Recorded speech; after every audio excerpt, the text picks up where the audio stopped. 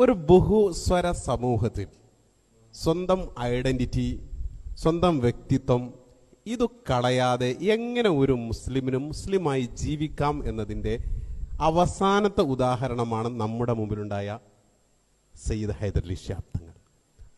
അദ്ദേഹത്തിൻ്റെ വേഷത്തിനോ അദ്ദേഹത്തിൻ്റെ നടപ്പുരീതികൾക്കോ അദ്ദേഹത്തിൻ്റെ സംവിധാനങ്ങൾക്കോ യാതൊരു കോട്ടവും വരുത്താതെ, എന്നാൽ സെക്കുലർ താനൊരു മതേതരവാദിയാണ് എന്ന് തെളിയിക്കാൻ വേണ്ടി എന്തെങ്കിലും നാടകങ്ങൾ കാണിക്കാതെ അല്ലെങ്കിൽ എന്തെങ്കിലും ശൈലികൾ കാണിക്കാതെ തീർച്ചയായും തൻ്റെ വ്യക്തിത്വം, കേരളത്തിലെ എല്ലാ മുസ്ലിം സംഘടനകളും അദ്ദേഹത്തെ ആദരിക്കുന്നുണ്ട്, എന്നാൽ അവരെയൊന്നും വെറുപ്പിക്കാതെ അദ്ദേഹം പ്രതിനിധാനം ചെയ്യുന്ന സമസ്ത കേരള ജംഇയ്യത്തുൽ ഉലമയുടെ പാരമ്പര്യ ഇസ്ലാമിന്റെ വഴിയിൽ ഉറച്ചു നിന്നുകൊണ്ട് അദ്ദേഹത്തിന്റെ സുന്നത്ത് ജമാഅത്തിന്റെ നിലപാടിൽ അദ്ദേഹത്തിന്റെ ജീവിതത്തിൽ ഒരിക്കലും ഒരു ബിദഅയുടെ വേദിയിൽ പോകാതെ അദ്ദേഹത്തിന്റെ ഐഡന്റിറ്റി കാത്തു സൂക്ഷിക്കുകയും അതോടൊപ്പം തന്നെ എന്നാൽ ആർക്കെങ്കിലും അദ്ദേഹത്തെക്കുറിച്ച് ഒരു നോ എന്ന് പറയാൻ അല്ലെങ്കിൽ ഒരു മുഖം ചൊളിക്കലിന്റെ ശൈലിയില്ലാതെ നിലനിർത്താൻ സാധിച്ചു എന്നതാണ് ഞാൻ കാണുന്ന ഒന്നാമത്തെ അദ്ദേഹത്തിലുള്ള പ്രത്യേകത.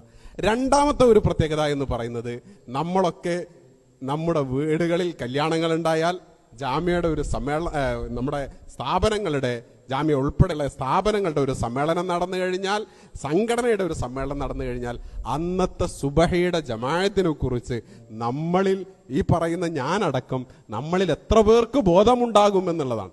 അതേ സമയത്ത് പാണക്കാട് സയ്യിദ് ഹൈദരലി ശിഹാബ് തങ്ങളുടെ ഏറ്റവും വലിയ സവിശേഷത, അദ്ദേഹം സുബഹി ബാങ്ക് വിളിക്കുന്നതിന് മുമ്പ് സംസ്ഥാനത്തിന്റെ വിവിധ ഭാഗങ്ങളിൽ എത്ര തിരക്ക് പിടിച്ച പരിപാടികളുണ്ട് എങ്കിലും എന്തൊക്കെ പ്രശ്നങ്ങളുണ്ട് എങ്കിലും 3 മണിക്കും 2:30 മണിക്കും ഒക്കെ വന്നു കഴിഞ്ഞാലും വാങ്ക് വിളിക്കുന്നതിന് മുമ്പ് ആ പള്ളിയിലെത്തിയിട്ട് സുബഹി നിസ്കരിക്കുന്ന.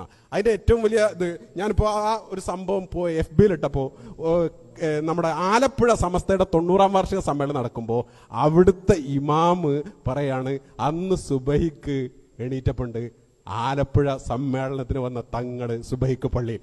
നമ്മളൊക്കെ സമ്മേളനത്തിന് പോയിട്ടുണ്ട്. അതുപോലെ നമ്മുടെ SKSF-ന്റെ ലക്ഷദ്വീപ് പ്രതിനിധിയാണ് നാസി പറയാണ്, ഒരിക്കൽ ഹൈദരലി ശിഹാബ് തങ്ങളെ ദ്വീപിലേക്ക് കൊണ്ടുപോയി.